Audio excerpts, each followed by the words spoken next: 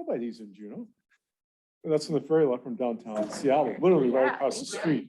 That's literally leaving in 3 hours. That started it all. Yeah, I guess. Okay, so we are live and we are not muted anymore. So Okay. let me see if there's anything else online. How was your hostage training? It looks like, oh. Was it intense? I feel like I'm so far away from everyone now. Should I slide down? Huh? Slide over. Yeah, did you go for the hospital? Try to weasel my way inside the fire department so I could train them, because you're only supposed to train your agency, so. Hostage training? Hostage, active shooter. Oh, yeah. active shooter. It was a very, very good training. Yeah. Just tell me, Debbie. Okay, so we are recording now. Oh, sorry. I should talk into this, I forgot. Your mic. Testing. Okay.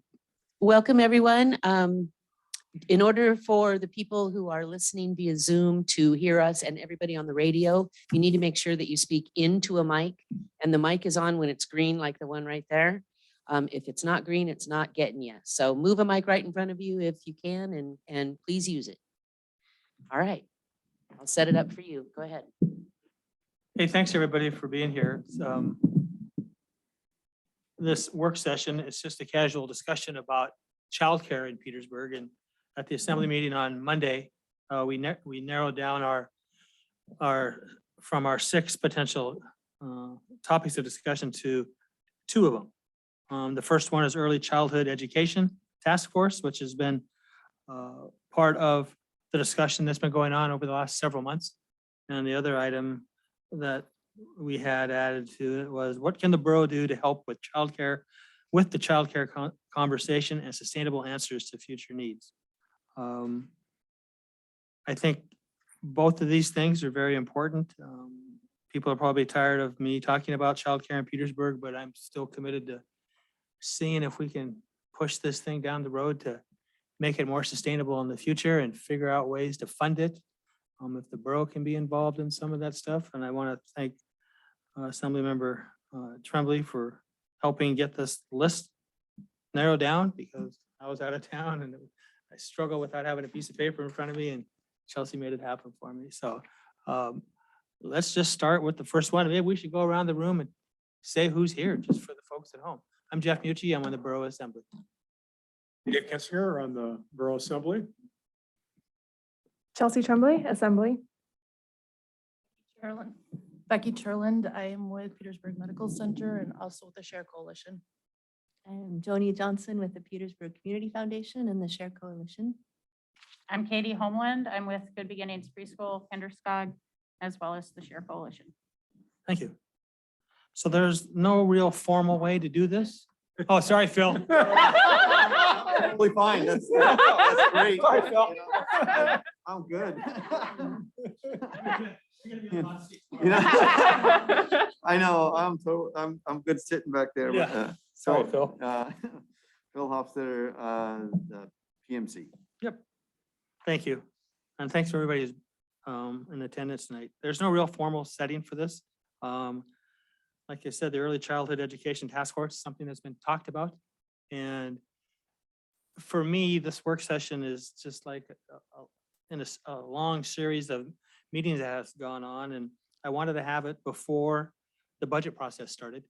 Budget process is in the works right now, and it's going to be, it'll take us up into June when we pass it, something like that. So I'm just trying to, for me, get some, ideas in my head about it as we move forward. And I'll just throw it out there. What is the idea about the Early Childhood Education Task Force? So if anybody speak up, there's no. Yeah, if I could, before, I have a little spiel of sorts. Sure, That absolutely. as we've been talking before we launch into that. And part of this was, listening to the Monday noon call-in session. Mhm. And I'd like to hopefully reel some of our assembly members back in Mhm. to pay attention to early childhood education. Because I think in 2000, Heather Kahn and the Community Foundation, with that COVID outbreak, we were like, okay, families are getting hit. And so we were chatting, and then, it morphed into working with the Share Coalition and other community members, kind of the convening of resources to say, what do we do? And that was the first ARPA ask for financial assistance for families for childcare. And at about the same time, the Share Coalition kind of reorganized a little bit. We've always had our subheadings, but the Early Childhood Working Group, really started to move forward with what do we do? It's not a new issue. We're struggling, COVID, of course, made the struggles all the more apparent for everybody, but that really was kind of the slow ball rolling. And we've been working on this,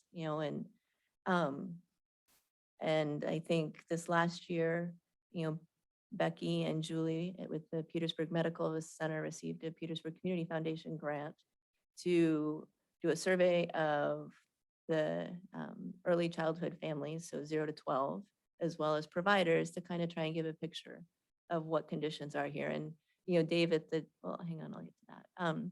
And then part of that too was they worked really hard to organize that community cafe for conversations about what do we do? Because it's an issue that impacts families financially. The quality of education is something that's super important. And so what can we do for our educators when that survey had an 81% turnover rate shown with the staff? So, there are all these different pieces. So it's kind of been this in parallel, the Share Coalition has been plugging away. And then Jeff, when you asked again about ARPA funds and Borough funding potentials, we had this laundry list. It came out of that cafe. It wasn't like a wee. Some of them were like, we're trying to be creative, like the enterprise fund with utility, since profit margins are so razor thin for these childcare centers. They're kind of like, we're going to put it all out there. But some of them, a lot of thought went into, and we'll get to the education incentive program, which I gave you guys a copy of a draft of what that would be later on.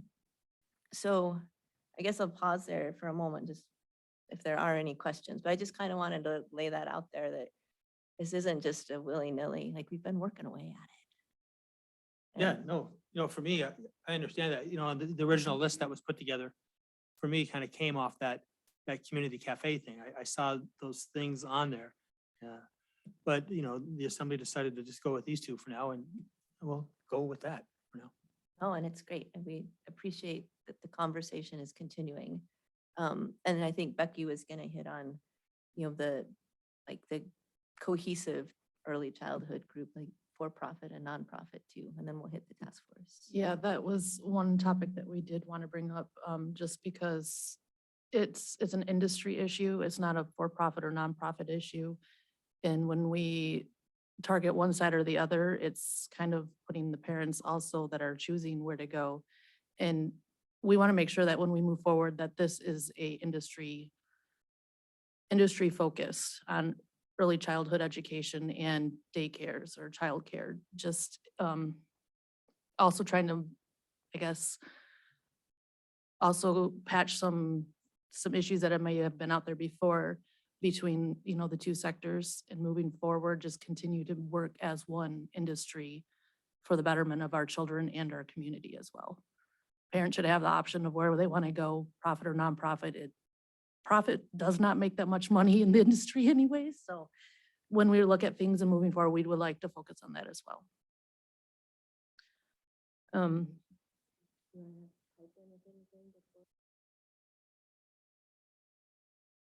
The task force.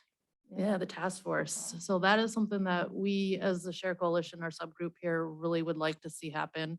We would like to have, obviously, assembly members, borough employees, other important agencies and higher up people that could help us advocate and move forward with this process at our state level, at our federal level as well, and also hit some key areas that we need to. The big one would be licensable facilities. I'd say 15 to 20 years ago at least, Heather Kahn, Paul Anderson, and a few other people were working to create a building that was an early childhood education building. The land across from the school, kitty corner from the school, the elementary school, and Children's Center that was once given to them. However, that did not fall through. It fell through, and moving forward, finding space that we could continuously use for licensing would be huge. There's a lot of stipulations that you have to work with the state around. So finding something short-term now that we can get in there, and also long-term, having a building like that would be wonderful. Anything that could happen for the 0 to 5 year, or 0 to 5. We fund and taxpayers pay for the school age, so 5 to 12-year-olds, but we're leaving a significant age group out of the whole conversation and making sure families and kids are taken care of. So licensable facility would be huge. Yeah, I need to jump in too. Go for it. Also having a licensable space that could potentially be a collaborative space, because we know in the summer months especially, there is a higher need for childcare. So having a space that would allow our centers some overflow space with some kind of collaborative agreement to use that would alleviate a lot of stress on our families and childcare professionals like myself that have wait lists that are through the roof. And it's heartbreaking to turn families away. Not only do they want a quality program, but they need a place for their kid to go. And we don't have space. It's a ridiculous issue and one that is solvable. It just hasn't happened yet.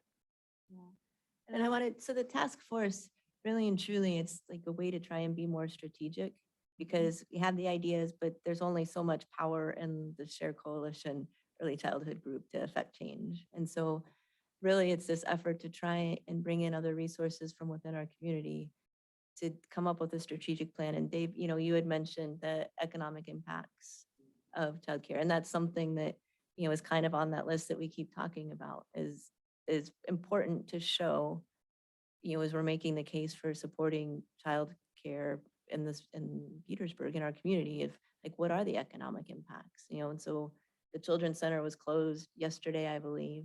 And today. Oh, and today. And so, there's like 25 or so families that, financially are having to make decisions.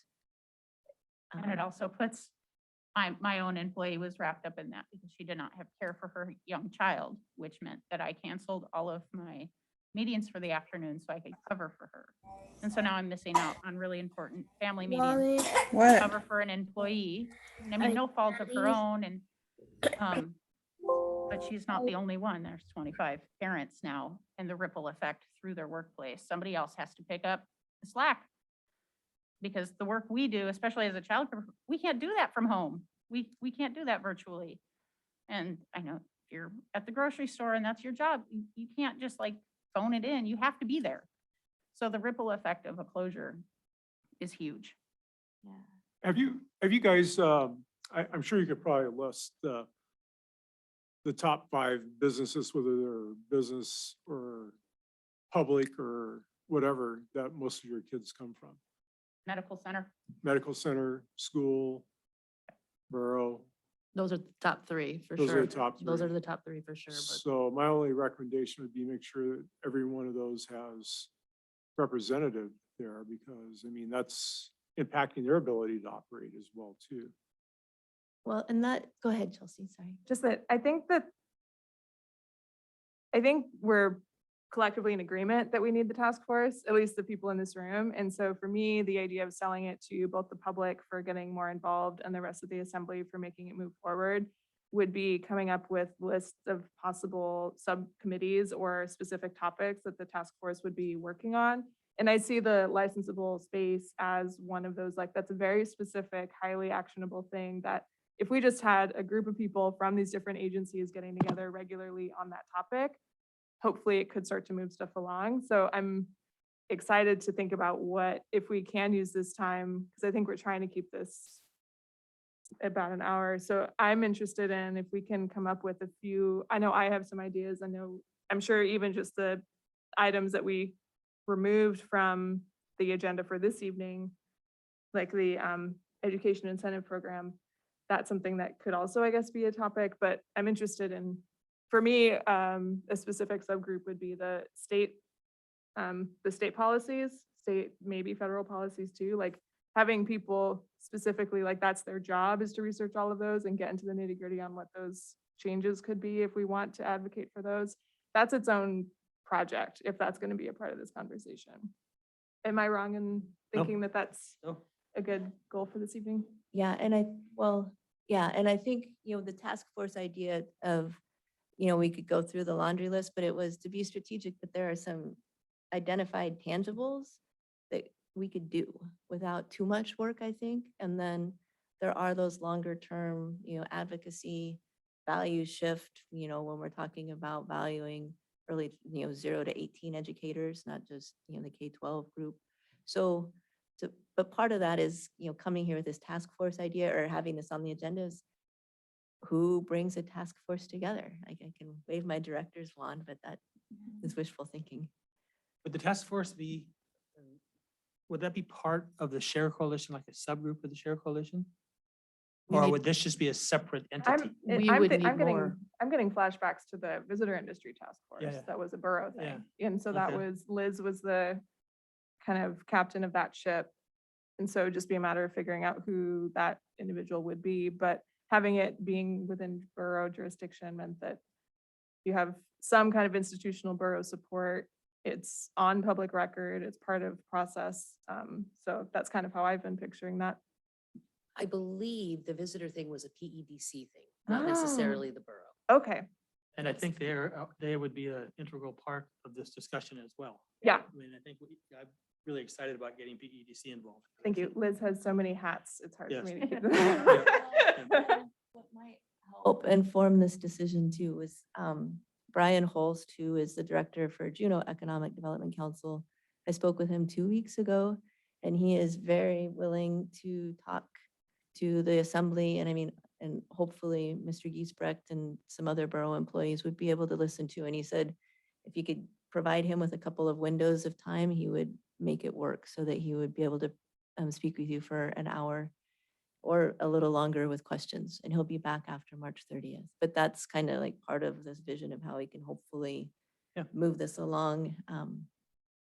Should we move forward with the task force and scheduling Brian to talk? Because I know I'm going to add Brian to the agenda at the next meeting to just kind of see when the assembly can sit down with him. But should we do it both at the same time? Start talking about the task force at the assembly level to get some discussion up here about what their thoughts are?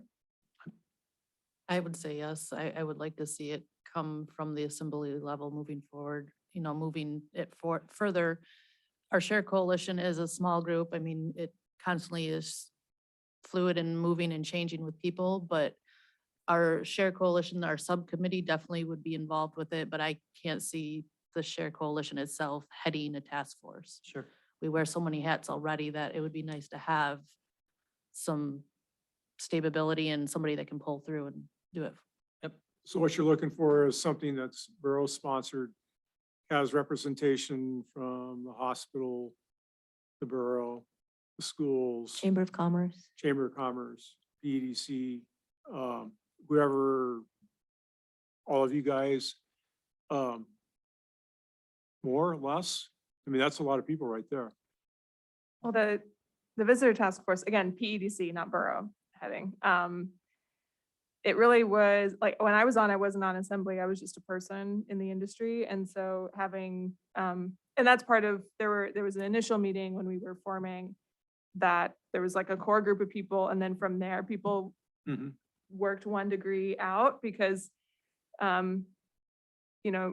the work committee, your working group right now is so hip deep in it that bringing people in who are half into it, like invested and connected, but not fully swimming in it is a nice perspective to bring into it too of, just if you're like, I'm thinking of a parent who's been trying to get the kid in childcare and like their obstacles might be even different than what we're thinking they could be.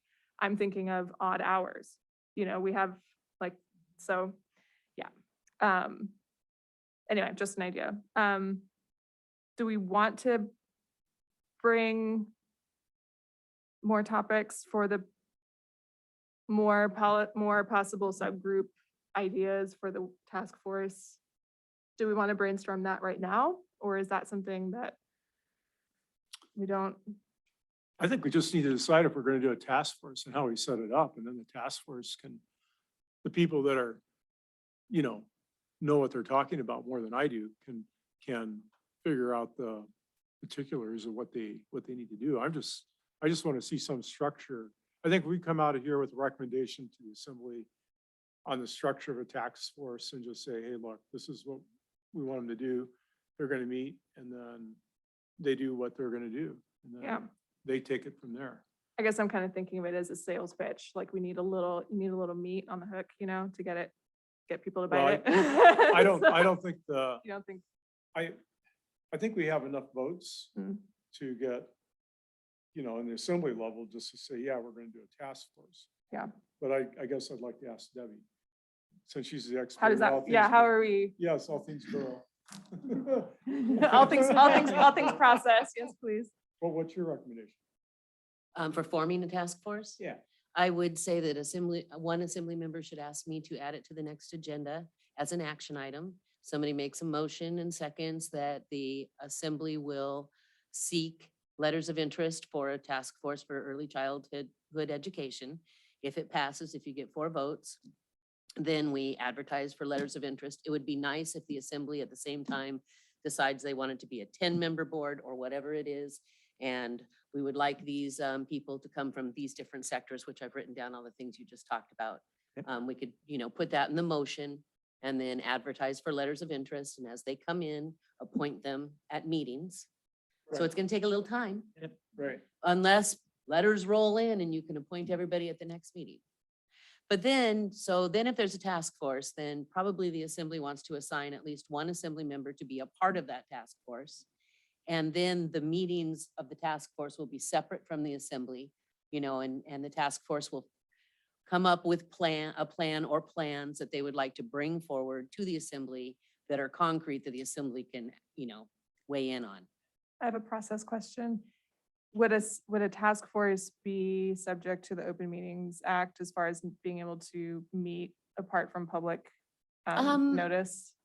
No, let me look that up to be sure. You would not be an elected board. You would be a committee, not a board. I'll look that up for sure. Okay, I just don't want anyone to think they're doing great outside work or I- outside meeting work and then realize they're getting themselves in It trouble. might be so. I do remember when we had the marijuana, whatever we called them. We had to advertise the meetings and they were open to the public. Okay. So I will double check on that Okay, tomorrow. thank you. Yeah. And is that the same thing we did with Visitor Industry Task Force, or was that? I don't know exactly. I can't remember. I I'll think have it to was, look back. I think it was publicly advertised, so maybe, Probably by the PEDC though, right? yeah. I think, yeah, and More maybe like a Liz could please help us. everyone remember to come. Yeah, yeah. Liz could We're help us having a remember meeting. how that happened. Okay. So I would say before we put it on the agenda, we double check with Liz that she has any interest in or time in this. I know we're very good at giving her projects.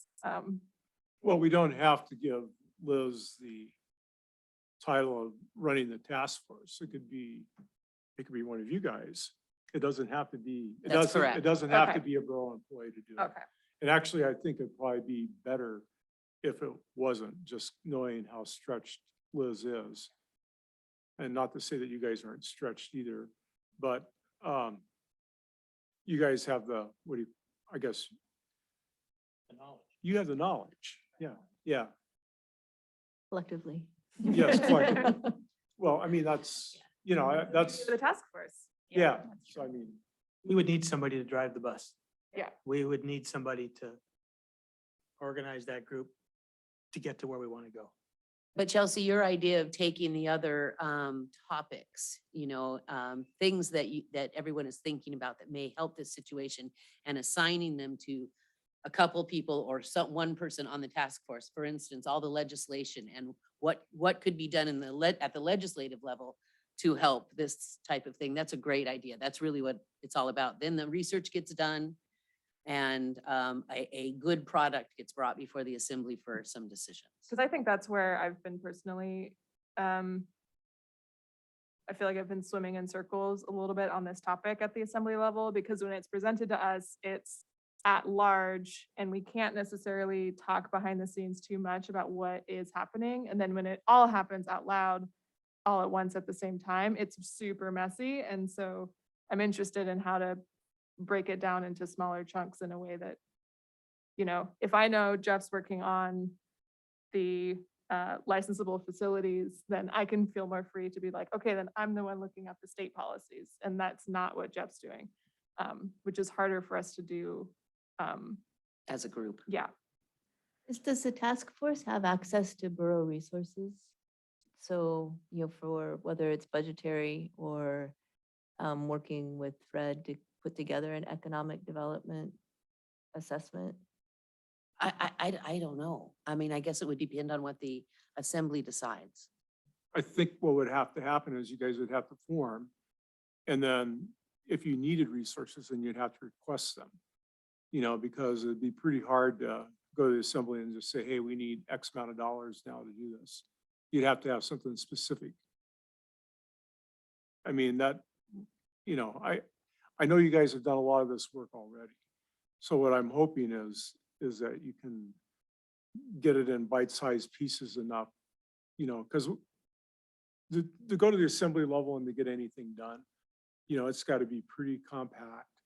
It's got to have borders on it, it's got to have dollar amounts on it, and Timeframes. timeframes, and what the objectives are. And the thing that I've heard from, and I could be wrong, but from other assembly members, they're more interested in long-term structural fixes versus just, well, here we got a little extra money, let's give it to the childcare industry right now. I mean, that's kind of what I kind of think I've heard. So, yeah, so I think a better work product would be better, or something that people like me could understand. I think we're in agreement that obviously long-term solutions are a goal. But I also think we need to remain open to the fact that we are going to try some things, hopefully try some things. And we might have to refine them. We might have to throw them out. We have to have a growth mindset in all of this, right? Because there isn't going to be one solution that magically fixes childcare, because there are so many issues with childcare right now. I understand, and I understand it's more of a global issue than it really is something that we can, but what I would hope the task force would focus on are things that we can deal with here locally, realizing there's no way we're going to be able to solve this problem. And I mean, I really see it as, if government's not going to do it, then the businesses that rely upon the daycare industry for their employees, they need to have skin in the game too. I mean, somewhere there's got to be a buy-in from the larger employees in town, realizing that, if they want to have employees, they got to make some accommodation for childcare for their employees. Otherwise, they're going to have a really hard time finding anybody to work. So Debbie, you were saying putting out the letter of request or interest. I guess, how would you say more of targeting certain businesses or groups? And I guess going about that for the task force would be my question. Because as the Share Coalition, we've been trying to get people involved in, it's been a struggle. So how, I guess, what would the suggestion be to actually pull these people in to get their interest? What would it be? Sorry, Chelsea, go ahead. Just that my first thought is it becoming a borough thing makes it more of a forward motion action, maybe possibly, instead of thinking, okay, we're going to meet and talk, I'd love to get in a room and talk policy, but not everybody, I could do that forever. But, some people like to do that with an end date in mind. And so that could be what prompts some people. Also, by noticing it publicly, we'd still say it's a 15 or say it's a 10-person task force. At this point, 5 of those positions are called for, because we'd have at least 2 reserved, I'm imagining, for Share Coalition, 1 at least for Assembly, 1 for PMC, then 1 for school. So that's 5 out of the 10. And then the other 5 could be, I guess, other members of those groups if nobody else applied. But it would be interesting to see. And you're right, maybe we don't get the input or the interest that we hope for, but I don't know, would we, if we don't meet that quorum amount, or if we don't meet that amount, would we still be able to move forward just with whoever shows up? Of course. Yeah. So one thing we could do that it's different from what we usually do when we send out letters of interest is if you guys name the industries or, for instance, the borough, the hospital, the school, you name where you're looking for people to be involved from, we could actually send the requests for letters of interest directly to them. And, maybe you want someone from the public at large. Anyway, you guys could decide how you want that task force put together. And then we will request letters of interest, however you tell us to do it. But if we don't get them, then whoever is willing to work on the task force is the task force. We can always try again, and you guys can try to recruit more people, but it doesn't have to be 10 just because you say it is. That's just, whatever you guys decide it should be. So who do you think should be on the task force? Well, we can kind of round robin. We've talked about it some, and so we've hit on, well, obviously the medical center, because they've been super involved, I mean, with Julie and Becky's time. And then childcare providers, a representative or two. And that may be like a rotating position too, because the availability is such. And then someone from the school district, and I could name drop, but I won't, but someone from the school district would be great. You'll have, yeah. And then I also think that it's important to have some business representatives, and I don't know if it's from Hammers but that's why I thought we're going to the Chamber of Commerce and asking for business representation would be good. Who else have we talked about, you guys? Have PEDC down. Yep. Yeah, PDC, and of course, an assembly member, and actually I had Mr. Giesbrecht on the list too. But who else? Thank you for that reminder for borough staff. The ones that we've came up with, that was pretty much it so far. Yeah, usually, I've been on the chamber for years and, unless there is a board member that was really interested in this, they'd probably have Mindy do it. And I think she would do a good job if that's how it ended up, because she's interested in this topic too, so. But, so I guess that's a pretty good list. We'll just put it together and put it on as an action item at the next meeting, if that works for you guys. I think so, along with, having Brian speak, because he might, whatever it is that he has to share with his experience with Juno and on the statewide councils, he might have some more information that would change things one way or the other, but that sounds like forward progress. So That's should we good. wait to hear from Brian before we have this on the agenda for the April 4th meeting? Well, and my question is, should Brian Holst's presentation be given to the assembly or should it be given to the task force? I think it should be given to both. Okay. I think the assembly should be part of it. But then also if we do have a task force going, then obviously the task force should be there as well. But I would like to get more buy-in from our assembly members, and hearing it directly from him would probably be better than us right at this moment. And I and how know they formed it. yeah, and it's an ask, but I do think that getting the task force together would be great. And also having Brian speak to all of us would be great, but not one before the other. I think forward momentum is important. And did we know what Brian's schedule was or when he's available? So he'll be back in the country March 30th, and he really did say, just give him a couple of windows time-wise, and he will make it happen.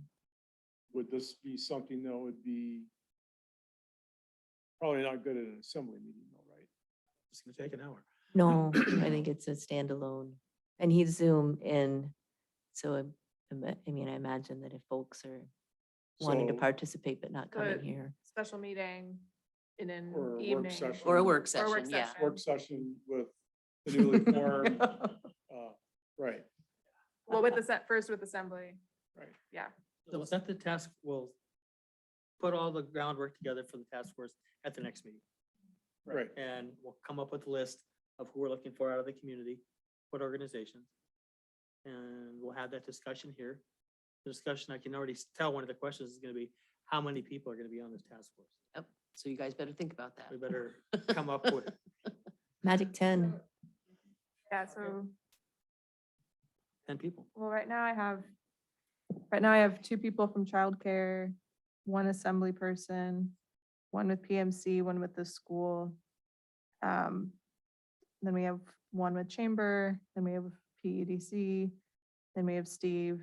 And then I put just 3 parents, but I realized I wasn't actually adding, so I don't know how many I even got to. Yeah, Would anybody from the Share Coalition be on this task force? I was kind of folding them into their official, like Becky with PMC. Okay, And then okay, the mhm. childcare providers being specific, that kind of thing. So Sure. now I'm realizing Community Foundation wasn't a part of that. I would Uh, though, if possible, maybe 3, so the 3 major childcare providers could be part of it. The 3 childcare. Yeah, And I think it's important, like you talked about, having the trading union and Hammer and Weekon employees some representation, because I got crosswise with them when we were talking about for-profit and nonprofit organizations. And I think by including those groups, I think that'll help, specifically targeting those groups and the Chamber of Commerce. So, I don't know if is 12 too many then? It just seems, just say 15. Let's just Okay. see, like. I yes. like 12 because that's The usually what answer- we do for a ball team. The but- answer is yes, just round it up. Remember that the more people you have on this task force, the harder it is to make decisions, to come to an agreement. Yeah, I'm thinking of the subcommittees. That's where the magic's really gonna happen. So Yeah. then you have 5 groups of 3. Okay. So much productivity. Well, you guys figure that out. That's all for you to decide We'll at the map meeting. it. Yeah. Shoot, I had something in my head. and I noticed we have Julie Walker and Charlotte Malloy on the zooming in, so I just Yeah. wanted to welcome you as well. And feel free to chime in if you were clearly fluid here. So if you ever have comments, just raise your hand or type in a question if you're not able to be on the mic. I don't have any questions. Thank you. I'm just listening in right now. Hey.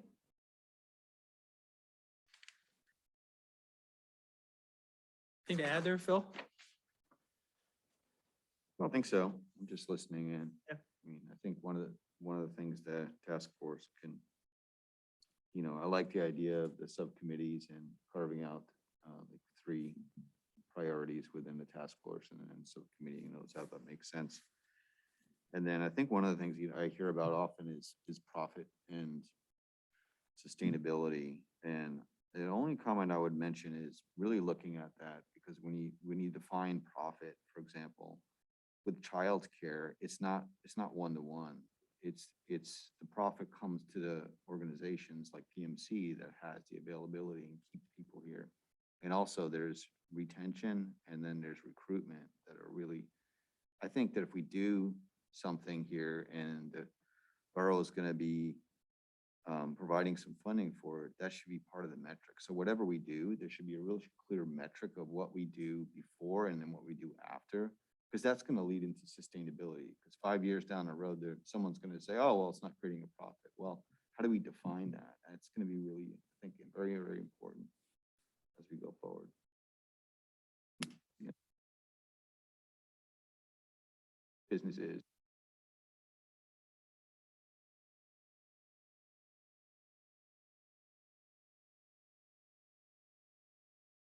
Source from businesses tied to that, if you have a clear metric. So that's a little bit further down the line. It's a little bit more of a priority, but I think it's worth mentioning.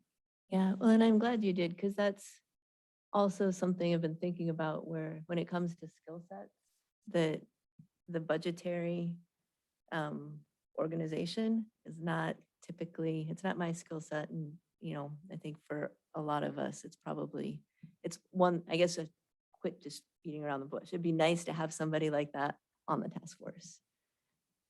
Yep. Yeah, who that would be, but that is something that we've talked about as well, of the budget sense, because big ideas, how do you track them and track them in a way that means something financially to people as well, not just are you making progress or not.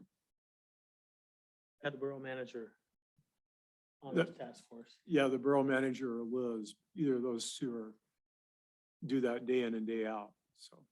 Not that I want to add more to their list, but that's in their skill set. That's totally in their skill set.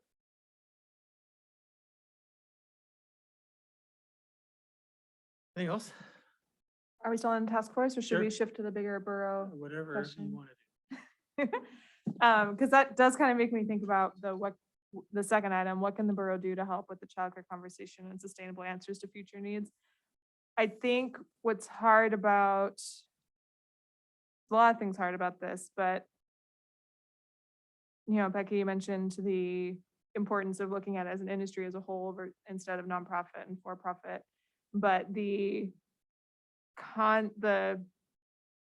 from my understanding,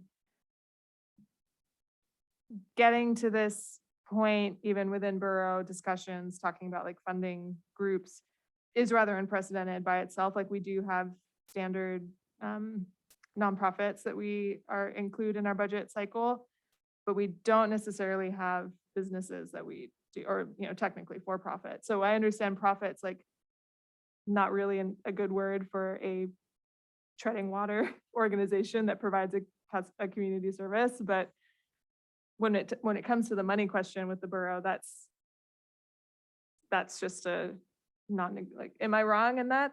That's kind of unprecedented. So I think that's where some of the squishiness with this is coming from regarding the borough. And so I personally have been thinking about this align with what Katie said, that we're going to be trying things and we don't know if it's going to work. And so I'm personally really interested in using that concept to take advantage of the ARPA funding.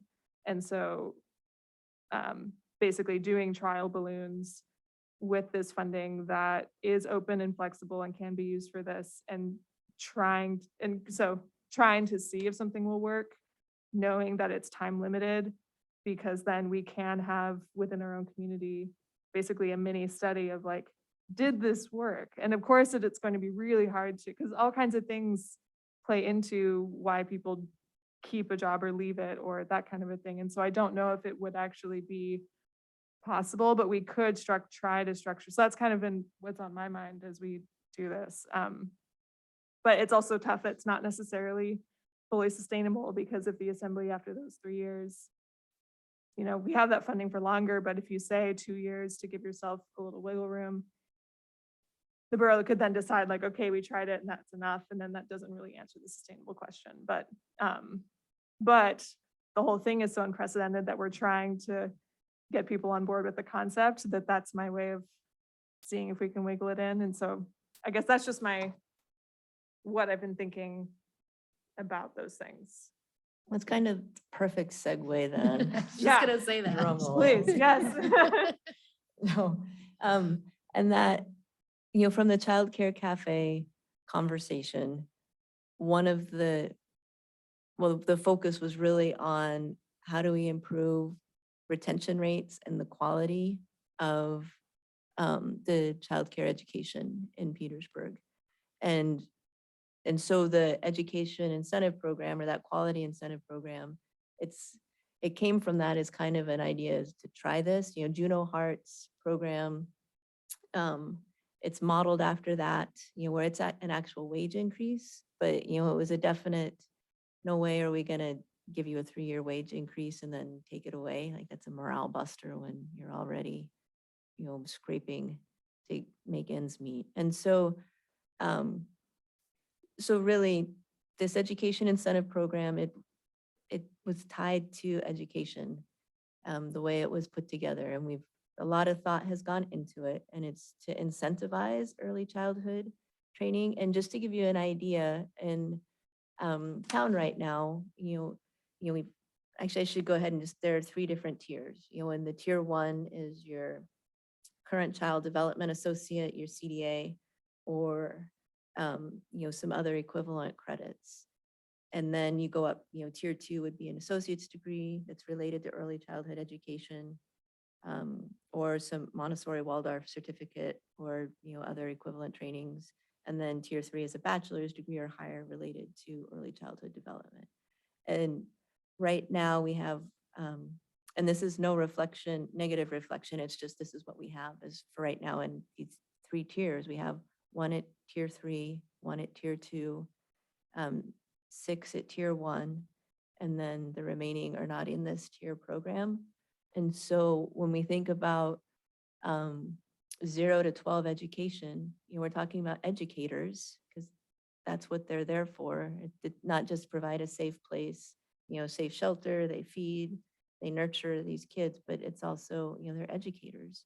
And so to incentivize them to pursue education is from the perspective of the administrators as well as some of the staff, it would make a difference if such a program was in place. And really, when I say it's kind of a trial program, will it help to retain staff with that 81% turnover rate that came from the PMC survey? I'm going to pause for a moment because Katie has something that she wants to share. Becca Madsen, who is one of my staff members. I'll probably get emotional, guys. I'm really bad at these meetings. She submitted this letter, but she asked me to read it. And obviously I care a lot about my job as well. And having her letter in front of me again, sorry. We can't lose people like this. Okay, so this is on behalf of Becca Madsen. I'm addressing the assembly as a child care professional. I've worked for Good Beginnings Preschool and Kindergarten Nature Program since January of 2020.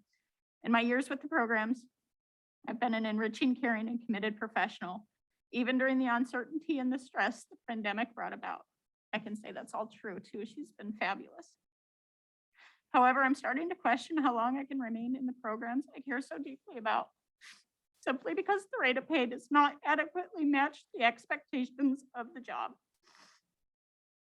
Throughout the pandemic, my work responsibilities increased dramatically as I, along with fellow staff members, worked to offer a safe and healthy environment to keep our doors open and to keep COVID-19 from spreading throughout our facility. I took on the responsibilities of sanitizing classrooms, restrooms, toys, high-touch surfaces several times a day, while also still providing instruction to children, supporting their social and emotional development, and fostering relationships built upon caring and trust. I also continue to meet the licensing requirements of at least 24 hours of continuing training and education annually. Despite the increase in my work responsibilities, the added stress of working through the pandemic, including risking my own health, my rate of pay has barely increased during this time. I'm reluctant to request a raise from my board of directors because I know that families will have to cover that additional expense, and I do not wish to pass the burden on to them. Furthermore, I currently receive no benefits in the form of paid time off, sick leave, compensated training time, insurance, or retirement. I cannot continue to do this job simply out of love. I want to be a safe and dependable adult for kids and thoroughly love the long-term relationships I can create with the kids when I have them from 3 years old through 12. It's something special and powerful. I have a great working relationship with my boss and coworkers. It's built on mutual respect. To say it simply, I love my job, but I'm at the point where I'm not confident I can remain working in the early child education field because the rate of pay limits my ability to meet my professional and personal goals. And again, that's from Becca. And I know it will be easy to say, well, then your board should give her a raise. With what? What funds? I wish Ginger Evans was on here because I have been a pain in her ass for months. I had funds set aside for compensating my staff. And it's like, well, we should use the funds for something else. I have a pie chart. I have used the funds for something else. The orange is 72% of our grant funds the last year went directly to supporting our families. 72% directly to our families and making sure they were getting through this pandemic. We need to do something to make sure our staff is getting through this. And it was a problem before, still a problem. It's going to remain a problem until more people take action and can respect the job that they're doing. which is what Joni has put together here, is a baby step in doing what our childcare professionals deserve. So, sorry, I'm emotional. I really love my job and it's been a long day. Thank you. And I would say this is not the wage increase, this incentive program, that's a value shift that, Becca is referring to with her experience in all childcare providers. This education incentive program is kind of honestly like the nuts and bolts for trying to encourage professionals to further like continuing education credits to get better at what they do, because the kids benefit and then our community benefits. Because the tier one, I mean, it's 96 cents an hour increase in wage. I mean, if you do the math for this $2,000 a year bonus. So it's, in that regards, it's peanuts and doesn't get at what that super passionately Sorry. related story, is relaying. This is, I mean, it sounds crude in that regard because it's focused on incentivizing quality improvements and the value This- shift. But is- this would allow staff, Becca wants to continue her education. She can't right now. She can't afford it. So at least if we can incentivize it a little bit, there you go. She's got what, $1,000 check twice a year that she's gonna put right back into her education. So what's the harm in that? It's worth a shot.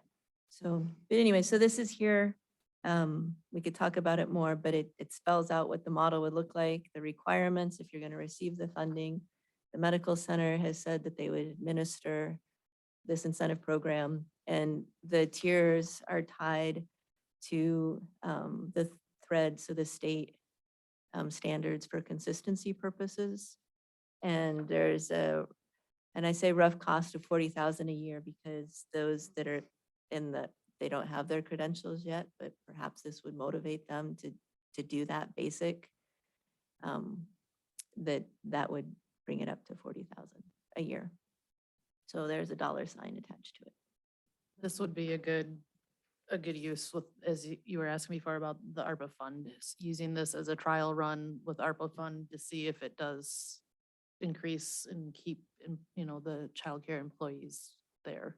Because the 81 turnover is huge, and especially having that many kids go through the system, and they should be able to be with an adult for a long period of time. Approximately how many people do you have that work in the childcare industry or sector in Petersburg? Petersburg, there are 24.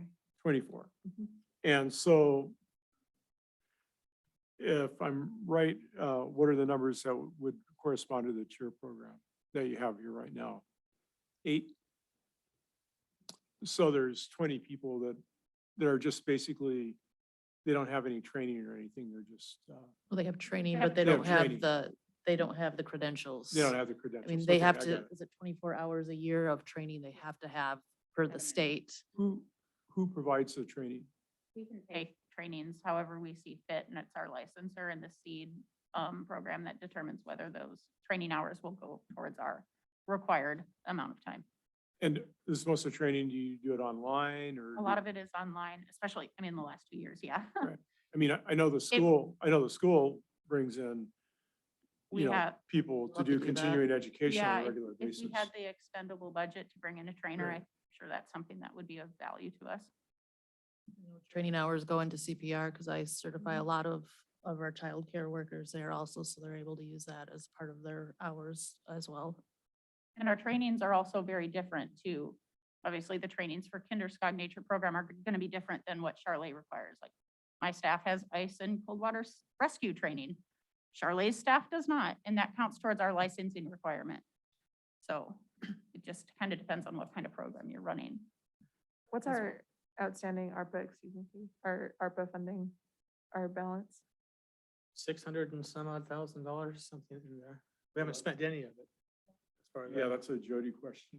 But, about a month ago, we had a conversation about how to retain dispatchers and police officers, and we spent about $200,000 trying to get people to apply for dispatcher's job and keep the police officers that we have. So for me, it's, the borough has to step up and spend some money here, because it's a borough-wide issue. And there are tangible funds around that we should be able to take a bite out of a few of these things and just see how it works. And I think it's a great collaboration with the medical center. I mean, the medical center is, and I've told Phil this, that it's this umbrella group in the community that can do things differently than the borough can, which is, it's helpful to me. I think it's an important contribution. Well, I mean, one of the things I'd really like to explore, again, to be part of the task force is, from like benefits, that's one of the things that came out of the cafe was the benefits, it's something maybe we could do is maybe we could put something together as a staff of PMC. Could we put a program together? What would that look like? And how would we be able to have collaboratives with other entities in town? And so certainly open to that conversation.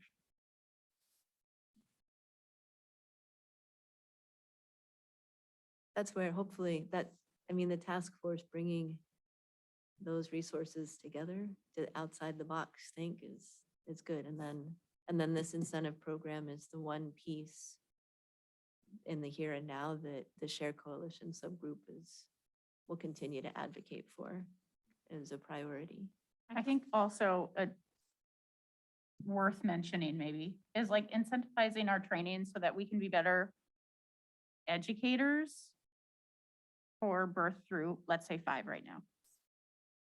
Will help our district as well when that Reads bill goes through, because the expectations that are coming with the Reads bill are things that we can set the foundation for in early education.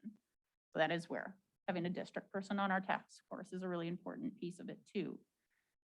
We need to make sure we're setting kids up for success, and we do that as soon as they start coming to our programs. Cool.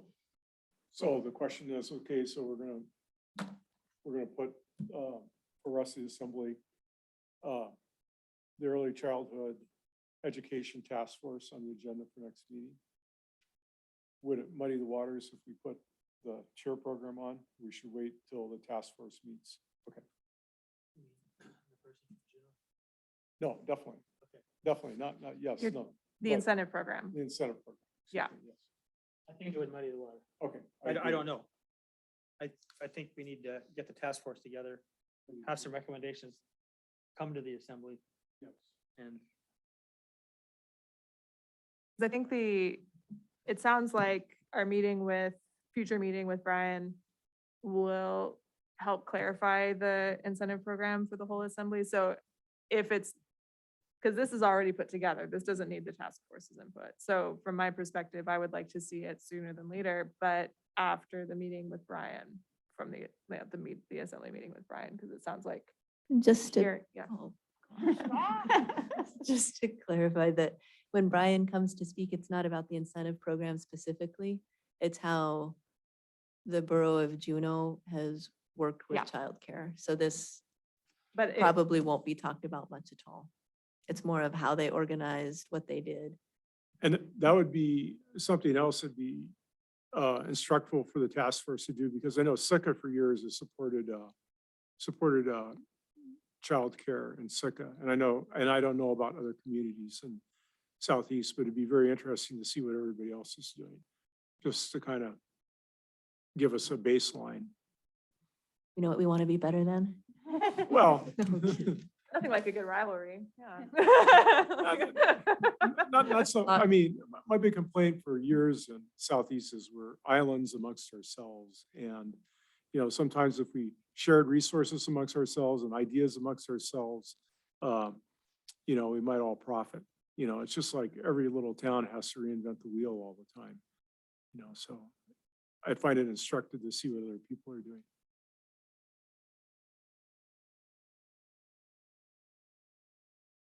anything else anybody wants to chat about?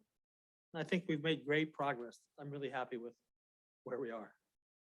Because like Chelsea said, for me, it's like trying to hold water in my hand, and I just can't get a hold of it.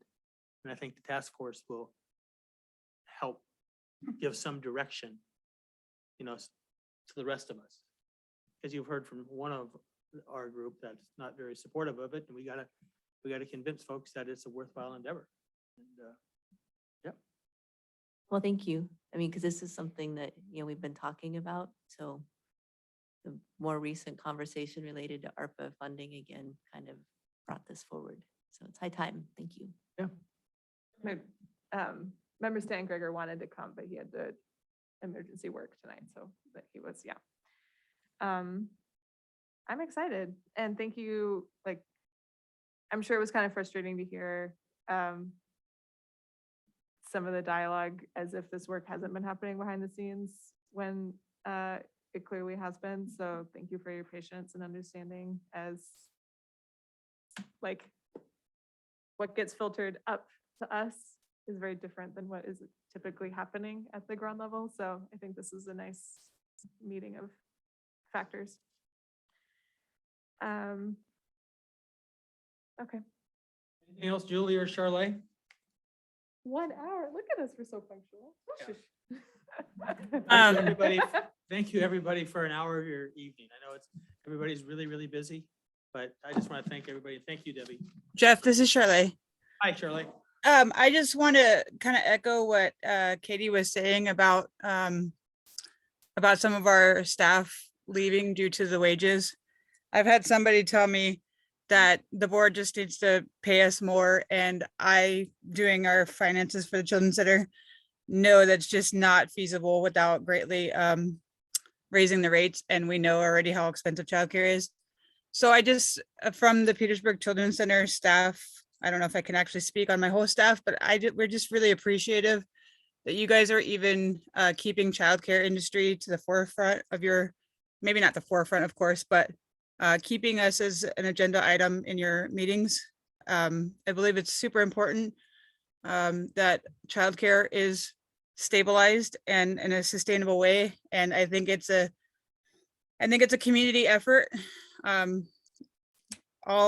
Nationwide, statewide, locally here, community-wide, I think it's important. And it takes a village to raise a child. And we know this in the childcare industry because we are your village, or the parents, the child's village, I guess I should say. And when I was a parent, then I wanted to support the caregivers as much as possible because they were my extended family. And I hope that the community can appreciate that and do the same for us, because we're not asking for, it may seem like a lot, but in the long run, I don't think it is going to be that much. We're not asking for a lot, but we are asking for some help, just some help. Thank you. Yeah, thank you, Charlotte. Thank you. Okay, thank you very much. Appreciate your time. You're on the hot seat tomorrow, Phil.